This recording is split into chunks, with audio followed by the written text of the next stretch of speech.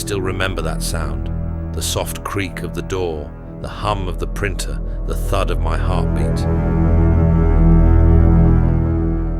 My name is Greta, and I was 22 when I decided that silence was no longer survival. Berlin, 1942. The city moved like a machine, grey, obedient, terrified.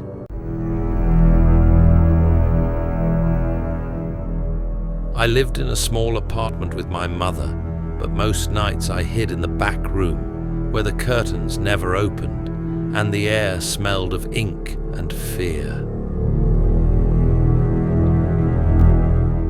That's where I printed the leaflets, thin, fragile papers filled with dangerous truth. If the Gestapo ever found me, I wouldn't live to explain it. The printer whispered and clicked. I worked fast, folding each page with trembling hands. Outside, boots echoed on cobblestones, a rhythm that could stop your breath. Every sound mattered. Every creak, every cough could mean discovery. The leaflets said what no one else dared. The war is a lie. Resistance lives. Hope is not dead. Each one was a spark in the dark. For the families who had lost sons, for the neighbors who whispered behind closed doors, for those who needed to know they weren't alone. I hid the papers under the floorboards when I heard steps in the hall. A shadow paused outside the door. My blood went cold. The handle turned. I stopped breathing. Greta, my mother whispered. It's only the neighbor. Only the neighbor.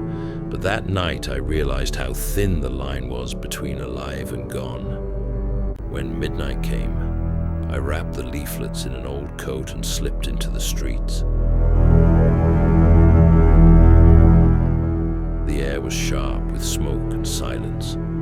Every few meters, I saw soldiers, young men with rifles and dead eyes. I walked past them, heart pounding, pretending to be invisible.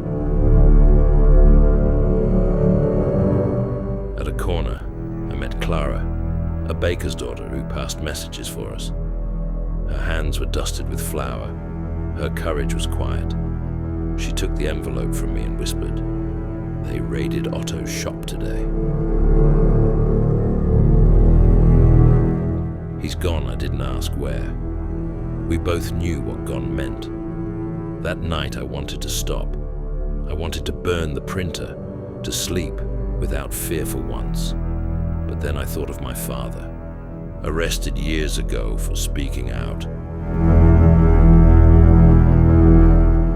My mother used to say, if we all stay silent, the silence will win.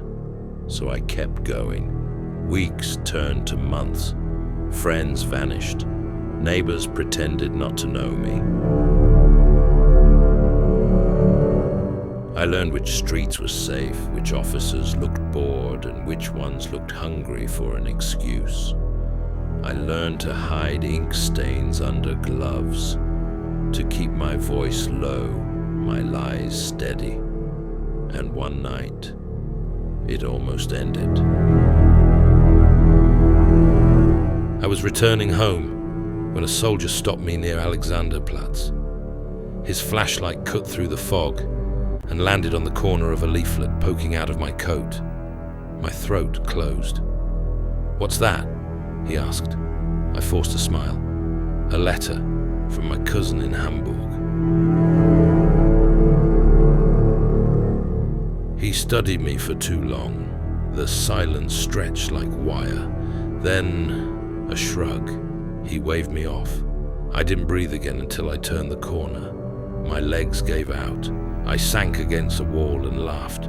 The kind of laugh that comes from being half dead and half alive.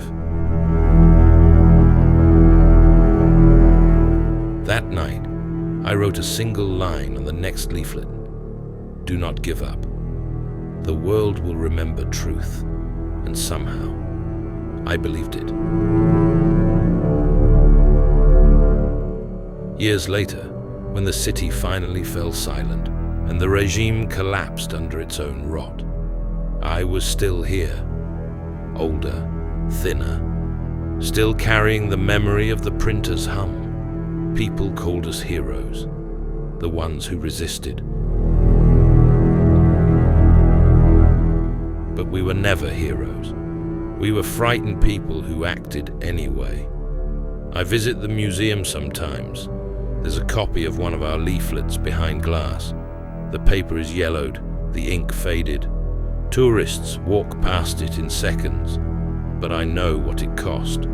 Every word, every night, every heartbeat of fear that went into it. I survived not because I was fearless, but because fear taught me how to move carefully. Because truth felt heavier than terror. Because silence, once broken, cannot be mended. If you remember nothing else from my story, remember this. Courage doesn't always shout. Sometimes it whispers from a basement, smells of ink, and hides beneath a coat. Even one voice, quiet, trembling, unseen, can carry hope through the darkest night.